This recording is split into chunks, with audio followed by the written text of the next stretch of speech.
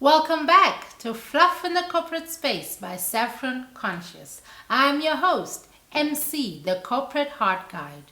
Over the past few episodes, we have explored the missing link in leadership, the power of presence before performance, why good intentions aren't always enough, the energy of judgment, and the transformative skill of observation. Today, I want to talk about a challenge many leaders face: speaking heart in a cerebral world. Most organizations are highly analytical, results-driven, and logical. Teams are trained to focus on outcomes, metrics, and processes. And here's the challenge.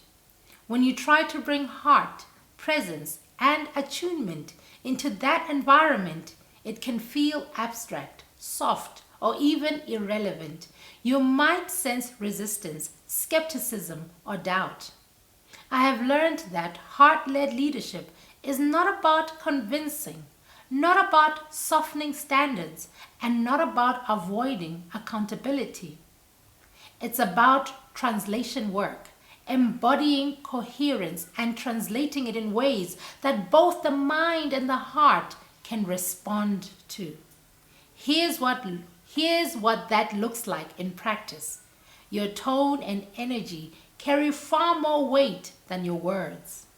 A steady, calm, and coherent presence invites trust and attention. Language matters. Instead of saying, "Be compassionate," you might frame it as, "Let's notice what's happening here before we respond so we can act effectively." Clarity and structure remain essential, but they are anchored in awareness and alignment rather than force or pressure. Speaking heart in a cerebral world requires humility and patience. You may notice moments where logic clashes with intuition, or where teams resist something they cannot immediately quantify. That's normal. The key is not to argue or convince, but to model coherence and gently guide the field towards integration. Think of it this way: the heart is the soil, the mind the seed, and action is the growth. If the soil is rich and steady, the seed can thrive and the plant grows naturally.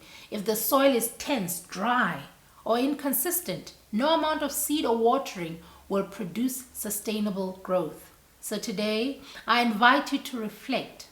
How are you embodying your presence in communication? How can you translate subtle awareness in ways that the mind and heart both understand? Where might you be trying to convince instead of guide? The subtle art of speaking heart in a cerebral world is not taught in frameworks or manuals. It is practiced, observed, and embodied. It is an ongoing dance between presence, clarity, and invitation. And when done well, it transforms the field more effectively than any directive ever could. Thank you for listening today. May this reflection remind you that words are only part of leadership. Presence, coherence, and heart are what truly move teams. Remember, like water, flow with ease and gentleness, and let's continue navigating the currents of our own lives. Till next time, have an awesome day.